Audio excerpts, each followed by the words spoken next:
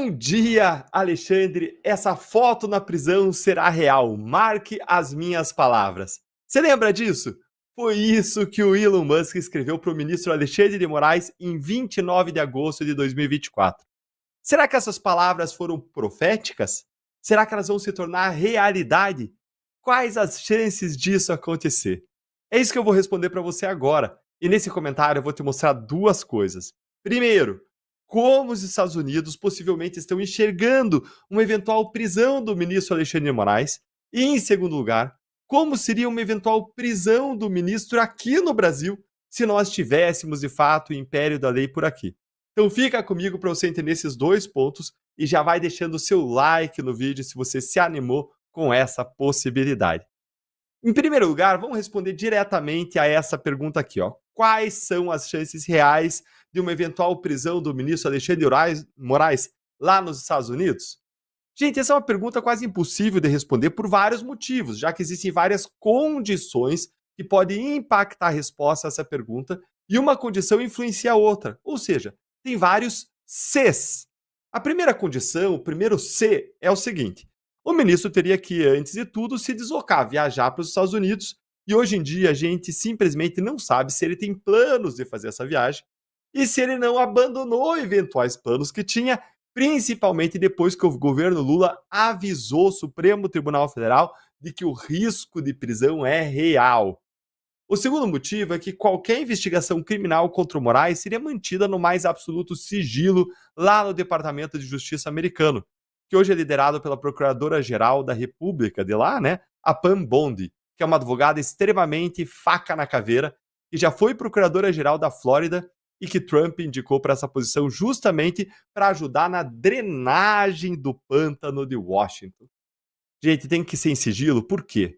Porque se eles decretarem a prisão, colocarem o nome do ministro nos jornais, ou então na difusão vermelha, ainda que não vá para os jornais, vai para a difusão vermelha da Interpol, aí a Polícia Federal tem acesso à difusão vermelha e vai lá avisar o ministro, que na hora vai lá avisar ele, e ele não vai mais sair do país.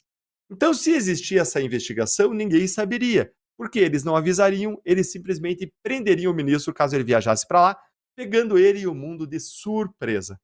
O terceiro motivo é que eles também não abririam essa investigação para o público e enviariam aí um pedido de prisão para o Brasil, porque não seria útil e nem estratégico, já que o Brasil não extradita os seus nacionais.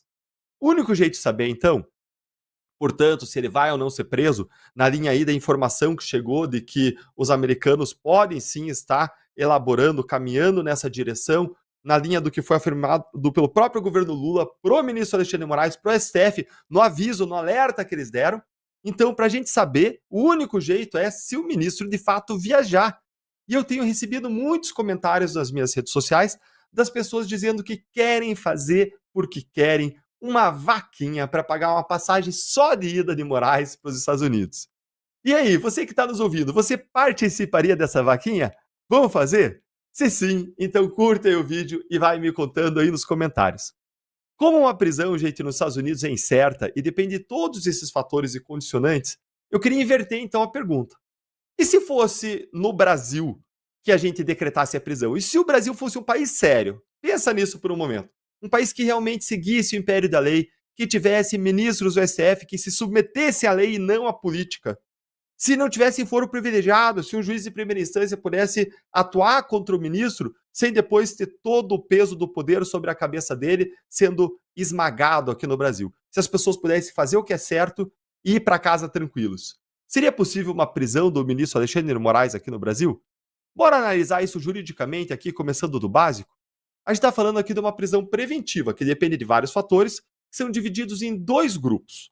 De um lado, a gente tem os chamados requisitos da prisão, que são os chamados indícios de autoria e de materialidade do crime. Ou seja, você precisa ter uma prova da existência do crime e indícios de quem é autor.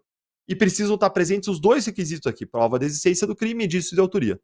De outro lado, você tem aquilo que a gente chama de fundamento da prisão, que é constituído de 4 tipos de riscos que a liberdade da pessoa precisa gerar para a sociedade. Mas só um desses riscos que precisa estar presente, desde que exista atualidade nesse risco. Quais são esses riscos, Eltan? Primeiro, risco à ordem pública, que acontece quando crimes são praticados em série, um serial killer, por exemplo. 2, risco à ordem econômica, quando os crimes colocam em risco a economia. 3. Risco à aplicação da lei penal, quando pode ser que a pessoa fuja e você não vai conseguir aplicar a lei penal brasileira.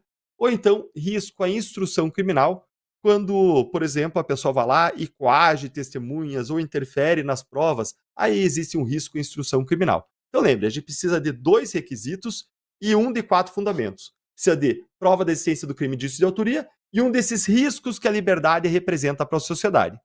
Olha, gente, em relação aos 2 requisitos e a um fundamento, eu posso te dizer o seguinte: eles foram preenchidos faz tempo por crime de abuso de autoridade. Eu já enviei várias notícias crimes contra o ministro Alexandre de Moraes para a PGR, para investigar o abuso de autoridade, e o PGR, é claro, arquivou todas, porque desse mato não vai sair cachorro nunca. Até porque a própria imprensa noticiou que foi Moraes e Gilmar Mendes que fizeram lobby para Lula indicar Paulo Gonet para a PGR. Mas nos casos da família Mantovani, da Vaza Toga, do 8 de janeiro, nas censuras ilegais, do Felipe Martins, das investigações contra Bolsonaro, em todos esses, há vários indícios de autoria e de materialidade para o crime de abuso de autoridade, que merecem, é claro, sempre investigação. Não estamos dizendo que ninguém é culpado aqui, mas são suficientes para embasar uma prisão. Basta elencar todas as dezenas de ilegalidades comumente praticadas pelo ministro e que todos conhecem. E em relação aos riscos que a liberdade dele representa, ao tal chamado fundamento da prisão que eu disse para vocês, o que a gente tem? O risco à ordem pública está presente, porque desde 2019, basicamente, o ministro viola a lei impunemente e reiteradamente, ou seja, ele é, em tese, alguém que pratica o crime aí seguidamente, o crime de abuso de autoridade, e em relação ao risco de instrução criminal e de aplicação da lei penal, basta ver que o ministro tem um poder de caneta imenso, e com esse poder ele mandou abrir um inquérito para apurar um vazamento sobre o caso que implica ele mesmo, que é aquele caso chamado de Vaza Toga. Ou seja, ele pode usar o seu próprio poder para esconder crimes, para interferir nas investigações. E, por fim, em relação à contemporaneidade, porque eu falei que o risco tem que ser atual, também não há dúvida sobre isso. Os fatos são bastante atuais e continuam sem parar desde 2019. Para finalizar, a gente está falando aqui, claro, gente, tudo em tese, fazendo uma análise jurídica e não imputando crime a ninguém, mas seria isso que deveria acontecer se houvesse, de fato, um Estado democrático de direito no Brasil.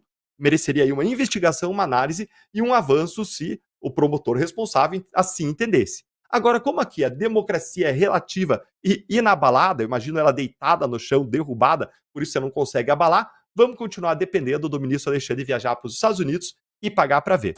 Eu apoio essa viagem. E você?